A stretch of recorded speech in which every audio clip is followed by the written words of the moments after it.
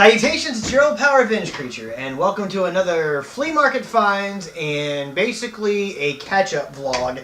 I haven't made a video in a few days, and just thought I'd go ahead and hop on with a new one. I am still having a few lighting issues. To me, I feel like it's extremely dark, and it's 5 o'clock in the afternoon. I've got a lamp here right in my face, I got a lamp behind me, and I got the overhead light, but I don't know what the problem is. Anyway. So let's go ahead and just jump right into it. First, I want to say that I lost my train of thought. Well, anyway, let's get into it. First thing I want to show you today is actually a donation from Flea Dog. I don't have any of the Rebels figures at the point that I was given this Old Man Rex figure. And, of course, his helmet is removable. And then you can see the old man face underneath. I remember the last video, the head, I hadn't figured out the framing yet, so I'm hoping this isn't awful. Alright, so Rex, that's pretty cool. Next thing is actually a Flea Market find. Now this is kind of outside my wheelhouse, but it's from 1983. It's vintage, it's extremely clean, and I thought, well, what the heck, it's kind of unusual, and I'm going to pick it up. It's a 1983 Rainbow Bright Christmas stocking. And as you can see, it's extremely clean. I mean, it's still white, very sharp. Just a nice little piece, and I thought it was cool. So what the heck, I got it. Let's see. Well, this is the next thing I saw. I've almost eaten all this fudge that Flea Dog brought back from her Michigan trip. This is my souvenir gift. It is so good. It's Joannes Fudge. I think you can find them online. Next is a Tupperware glass. Nothing special. Actually, it's plastic. A Tupperware tumbler or something. We had these when I was a kid. I really want to find a brown one, but orange will do for now. Then this next piece is kind of unusual. It's a, I assume it's a paperweight or a whatnot. It's a solid glass object, and I've had my eye on it for a long time, like probably months, but the vendor just marked it to half price, so I thought, well, I'm going to go ahead and get it now. And I don't even know how to describe it, but this is it. It's this glass antelope, maybe. It's green, and then this gradient into this orange, and there's a little bit of gold here. I don't know why, but I love this thing. I just think this is so cool for some reason. I'm weird. Okay, next up is a donation or a gift from from one of the vendors at the flea market. They know I'm a Star Wars fan, and it's Hedgehogs is the name of the booth, and they sell a lot of great handmade jewelry and things like that out at Trader Baker's. They're booth number 22, so you should check them out. The great people, and they also train service dogs, I believe. So that's pretty neat. This is basically a Star Wars aluminum bag tag. And it's a luggage tag that's made out of aluminum, and it has a stormtrooper on there. And so that's pretty cool. I don't do a lot of traveling, sadly, but because I drive where I go. I haven't flown, but that's still cool. It's still a cool thing to have hanging out. Let's see. Let's reach over here. This is a Welch's Jelly Jar. This says collect all 9. This is a Pokemon. This is Squirtle on this Welch's Juice glass. And then it's Squirtle art all the way around, then Pokemon on the back. And then it says Welch's around the band. Number 7, Squirtle. 1998. No, I'm sorry. Copyright 1999 Nintendo. And so that's probably when this was. So, I don't know. This is the only one of these I'd ever seen, so I thought it was kind of cool. So I picked it up. I'm not a huge Pokemon fan, but I respect it. Let's see, what's next? How about, well, let's go ahead and jump into some Star Wars. Flea Dog surprised me with this, the Unmasked Kylo Ren from the Black Series. I believe this is out with the new Rogue One launch, and it's just a another Kylo for my collection, but not the last one, and not even the last one in this video. So let's press on.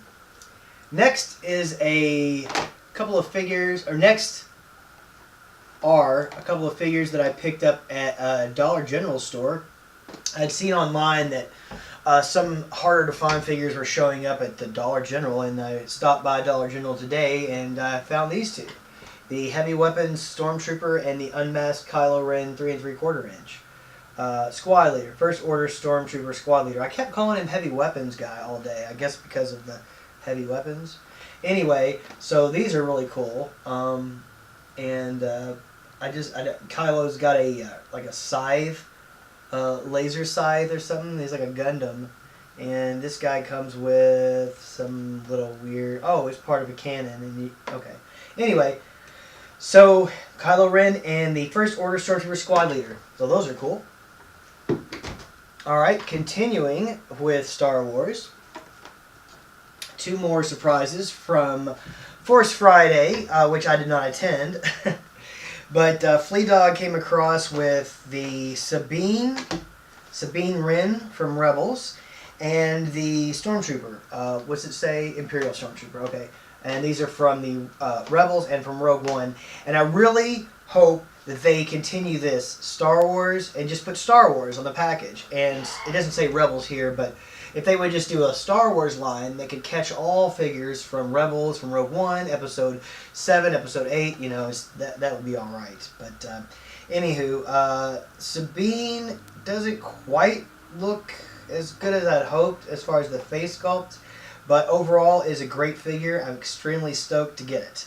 And same thing with the Stormtrooper. I've got the little Sand Trooper thing going on now since I've cosplayed as a Stormtrooper at the Weird Al show, which I don't even know if I ever did a video about that, but I did a Weird Al concert as a Stormtrooper. Yep. Anywho, so Sand Trooper. TK 57043 is my number. Anywho, so that he's cool because he's got that, and we'll get to that part. We'll get to that part.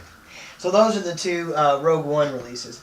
Let's see, and then the Toyminator has not only come across, but has become my hero. You probably can't see because it's dark as it is, but my G.I. Joe collection is now almost complete because he picked up 2 vintage collections recently, and they were all in great shape, and the ones that weren't only needed O-rings. Very few figures were broken, very few figures had paint wear, and I'll talk about those in another video.